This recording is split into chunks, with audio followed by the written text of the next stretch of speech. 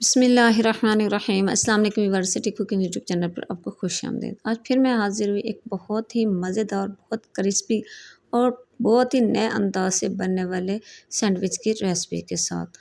तो मैं आपको बताऊंगी जी कि बहुत ही मज़े का बनेगा, ये इतना खस्ता बनेगा, बहुत ही क्रिस्पी होगा। तो चलते हैं हम इस मज़ेदार सी रेसिपी को बनाना स्टार्ट करते हैं। रेसिपी शुरू करने से पहले मेरी आपसे रिक्वेस्ट है, अगर आप चैनल पर नए हैं तो चैनल को सब्सक्राइब कर लें, बेल आइकन को प्रेस कर लें और वीडियो को एंड तक देखा करें, ताकि आप इसके हर राज से वाकिफ़ होकर मुझसे भी बेहतर और अच्छे सैंडविच घर पर खुद तैयार कर सकें। तो इधर सबसे पहले ये मैंने आलू लिए हैं। ये मैंने 3 से 4 आलू लिए हैं, जिनको मैंने दरमियान से काट लिया था, टुकड़े कर लिया था। इनको मैंने उबाल कर लिया था। इस तरह से ज़रा उबालने में कम टाइम लगता है, तो ये जल्दी से गल जाते हैं। अगर हम पूरे डाल दें तो वो ज़रा गलने में ज़रा ज़्यादा टाइम लगते हैं। तो इस तरह से टाइम की भी बचत होती है और हमारे आलू भी गल जाते हैं। तो इनको मैंने अच्छा सा उबाल कर लिया। आलू हमारे गल चुके हैं। तो ये मैंने गिलास लिया, तो गिलास की मदद से अब इस तरह से मैं इनको दबा के अच्छा सा इनको मैश कर लूँगी। आप किसी भी चीज़ के साथ, किसी बर्तन के साथ इसको मैश कर सकते हैं। तो इधर मैंने आलू को अच्छी तरह से मैश कर लिया है। आलू को हमने अच्छी तरह से मैश कर लेना है, ताकि इनमें टुकड़े वगैरह आलूओं के ना रहें। तो अब इसके अंदर मैं डाल दूँगी, ये है मेरे पास बारीक चॉप की हुई प्याज, जिसको मैंने बारीक-बारीक सा चॉप कर लिया था और इसमें से मैंने पानी भी अच्छी तरह से निचोड़ के निकाल लिया। तो इस बात का आप ध्यान रखना है कि प्याज के अंदर पानी नहीं होना चाहिए, इसमें से हमने पानी को निकाल लेना है। तो ये मैंने टमाटर लिए हैं, इनको भी मैंने इसके अंदर वाला जो हिस्सा होता है पानी वाला वो निकाल दिया था, तो ऊपर वाली जो इसकी साइड थी उसको मैंने बारीक-बारीक सा काट लिया। यानी इसमें भी पानी वाला हिस्सा हमने निकाल लिया, इसमें भी से भी हमने पानी निकाल लेना है। तो अब इसके अंदर मैं डाल दूँगी, ये है मेरे पास बारीक कटी हुई छोटी-छोटी सी लंबाई में मैंने काट ली थी गाजर। ये मैंने ऑरेंज वाली गाजर ली है, तो ये इसमें बहुत ही खूबसूरत सी लगती है।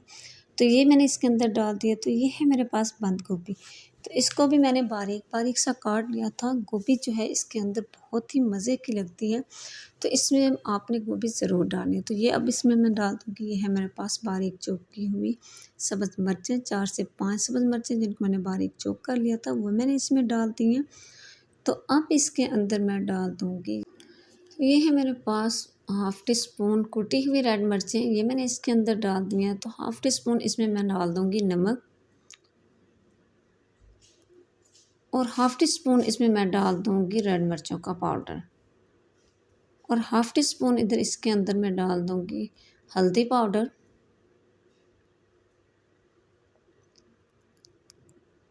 तो अब हम इन चीज़ों को अच्छी तरह से मिक्स कर लेंगे हाथ की मदद से। तो सब्ज़ियों को हमने इस तरह से कच्चा ही डालना है, क्योंकि जब ये हमारे सैंडविच बनेंगे, तो जब ये सैंडविच के अंदर ये जो कच्ची सब्ज़ियाँ होती हैं, इनका अपना ही मज़ा होता है। तो कुछ लोग इनको भून लेते हैं, पका लेते हैं, वो भी ठीक है, लेकिन ये कच्ची सब्ज़ियाँ जो हैं ये अपना ही मज़ा देती हैं। तो अब ये मैंने ले लिया ब्रेड। तो ब्रेड के ऊपर अब हमने जो वो मिक्सचर सा बनाया था, वो इस तरह से हम इसके ऊपर लगा देंगे। इसके हम ऊपर हमने एक मोटी तह जो है इस मिक्सचर की लगा लेनी है।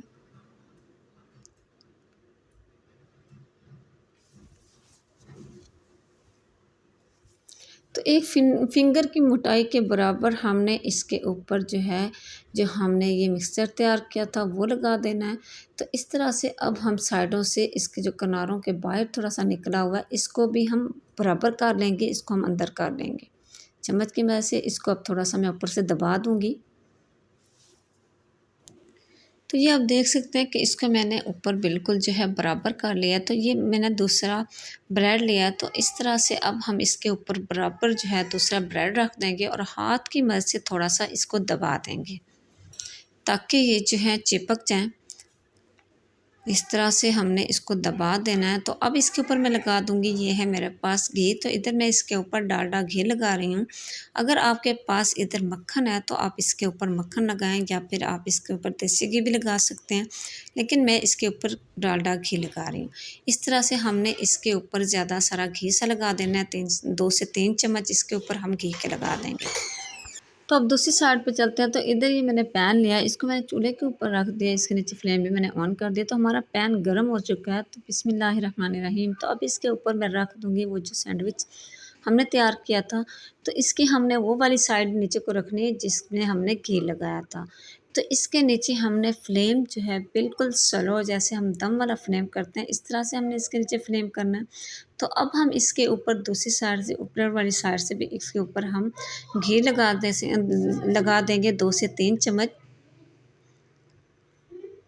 और अगर अभी तक आपने मेरे चैनल को सब्सक्राइब नहीं किया तो प्लीज़ मेरे चैनल को सब्सक्राइब कर लें। ये आपकी तरफ से हमारी हौसला अफजाई होती है और एक प्यार भरा इनाम होता है। तो अब इसकी मैं साइड बदल लूँगी। इधर मैंने इसको 2 मिनट दिए हैं, तो 2 मिनट के बाद इधर जो है मैं इसकी आराम से साइड बदल लूँगी। तो ये आप देख सकते हैं कि इधर से माशाल्लाह से इसका खूबसूरत सा कलर आ चुका है। तो दूसरी साइड से भी हमने इसी तरह से इसको बहुत ही स्लो फ्लेम पे, यानी कि हमने दम वाले फ्लेम पे इसको पकाना है 2 से 3 मिनट तक, जब तक कि उस साइड से भी इसका खूबसूरत सा कलर ना आ जाए और ये ऊपर से बहुत ही क्रंची सा ना हो जाए। तो इधर इसे रखे हुए 2 मिनट हो चुके हैं।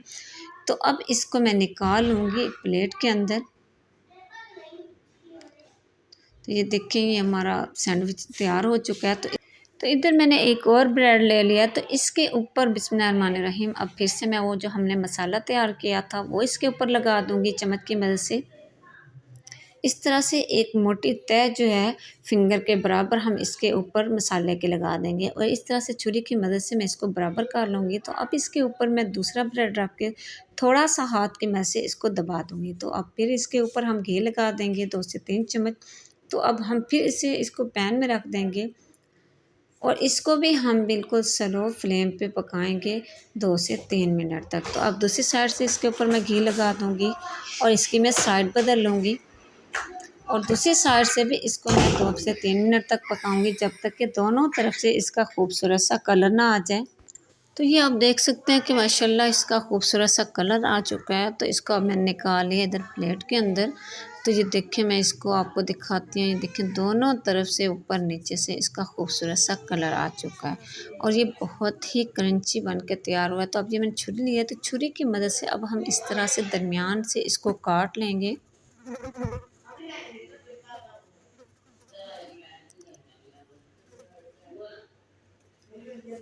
तो इस तरह से अब मैंने इसको दरमियान से काट लिया। तो इधर मैं आपको दिखाती हूँ कि ये देखें, माशाल्लाह माशाल्लाह कितना खूबसूरत जो है ये हमारा सैंडविच तैयार हो चुका है। तो इस तरह से बाकी भी मैं सैंडविच तैयार कर लूँगी।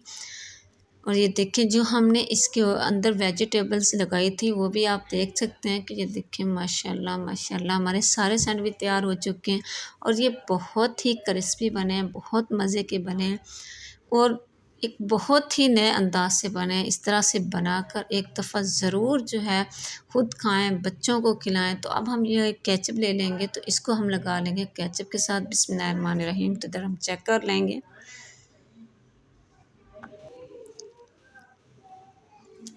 तो माशाल्लाह माशाल्लाह अल्हम्दुलिल्लाह बहुत ही मज़े के हमारे सैंडविच तैयार हो चुके हैं। ज़रूर एक इसको ट्राई कीजिएगा और मैं उम्मीद करूँगी कि आज की रेसिपी आपको बहुत पसंद आई होगी। अगर रेसिपी पसंद आए, लाइक करना, शेयर करना, सब्सक्राइब करना हरगिज़ ना भूला करें। इजाज़त चाहूँगी सिटी कुकिंग यूट्यूब चैनल की तरफ से। अगली तक अल्लाह हाफ़िज़। अस्सलामु अलैकुम। सुब्हानल्लाह।